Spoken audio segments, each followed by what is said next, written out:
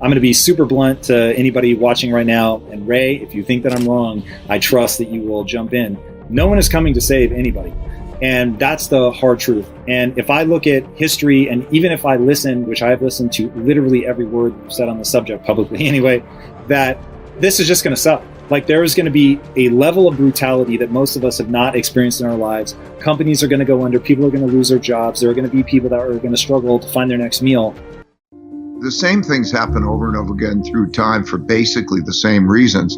A lot of these things happen once in a lifetime, and if you don't go back and see how they worked over time, then you're in trouble. So there's a pattern.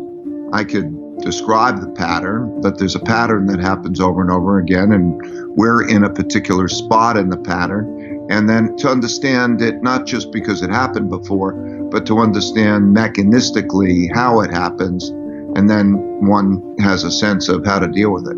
Just like in 1929 to 1932, there was a debt crisis that came as a result of an excessive amount of debt in the boom years. And then when you have that in 1932, we hit zero interest rates. And when they hit zero interest rates in 32, like in 2008, central bank prints money and buys financial assets. What happens in these cycles is that normally central banks can stimulate the economy by lowering interest rates. But when you hit zero interest rates, that doesn't work. So the last time it hit zero interest rates was 1932. And what they did in 1932 was the same thing they did in 2008. And that is that the central banks prints a lot of money and buys government bonds. And so we're doing that now. And just to be clear, the reason that they're doing that is, so somebody has bought a government bond. The government is basically saying, hey, you, dear person, lend me the money. I'm going to build something, roads, whatever, but I'm going to pay you back in a year, 2 years, 10 years, whatever, plus interest, I would assume. That makes it worthwhile. And the reason that the government is going in and buying those is to get back liquidity to the people that have loaned them that money? Yes, because think of it this way. The central government, and also companies and individuals, don't have the capacity to create money. So the central government has the right to determine they can tax people, they can get money from people, and they can spend money on whatever they want to spend money on. But they don't have the right to print money and create money and credit like the central bank does. Central bank is the Federal Reserve. Similarly, the Federal Reserve does not have the right to spend money and determine how it's spent. That's for Congress. Every individual, every company, and every government has a certain amount of money that comes in the form of income, a certain amount of expenses, and then a certain amount of savings. So you do individually, and it works the same way for everyone, so that if their income falls to be less than their expenditures, they're in trouble unless they have a good savings. And then they go to the savings. So all around the world, there are lots of entities that are in trouble in that way.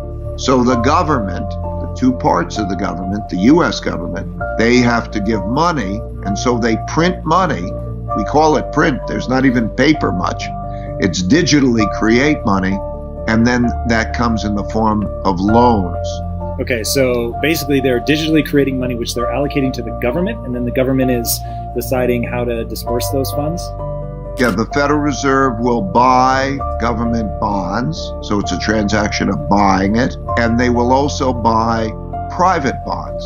They might pick a company, many companies, and they'll say, I will buy your bonds, which is the equivalent, I will lend to you. That's happened through history.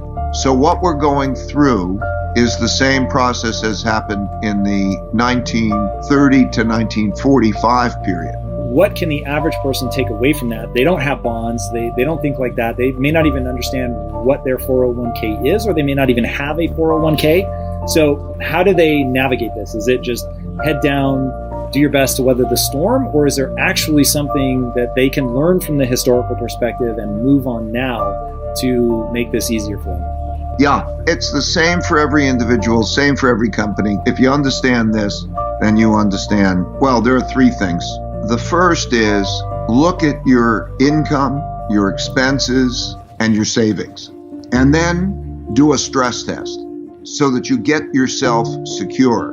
If you were to lose your income, or if the income were to fall beyond a certain level, and you play that out, maybe that means you go get unemployment insurance or whatever, how long can you live in an acceptable lifestyle? And do you have a savings that is adequate for that?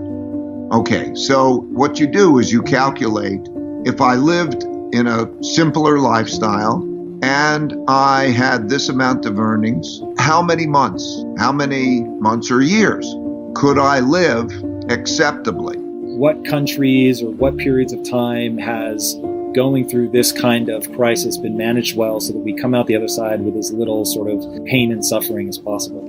Well, an example would be the differences in the way Roosevelt did it. So again, 1929 to 32, interest rates hit zero, they print money, we had a large wealth gap, and then they sat down and they figured out, how do we keep it orderly and how do we change the circumstances, whether it's taxes or how do you reorganize it so that the system works well. There is a risk also at the same time, because the world is going through that, there's a risk of conflict. So in Germany, Hitler came in power in 1933. And he came in power in 1933 because there was a lot of internal fighting as to try to produce order, because everybody, the left and the right, the communists and the fascists, and they're all fighting about wealth, because everybody's fighting about wealth when you have a downturn. And then they were democracies. 4 democracies existed then that chose not to be democracies because they became so disorderly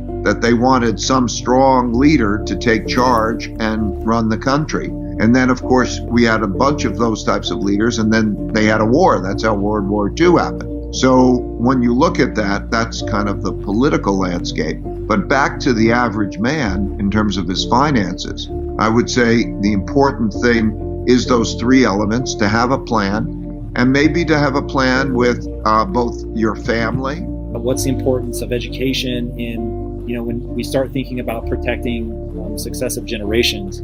How much of that comes down to education? Education is the most important thing. I was raised with a very modest economic background. My dad was a jazz musician. My mom was a stay-at-home mom. But I was lucky to have parents who cared for me. And I went to a public school. I got a good education. And I came out to a world of equal opportunity.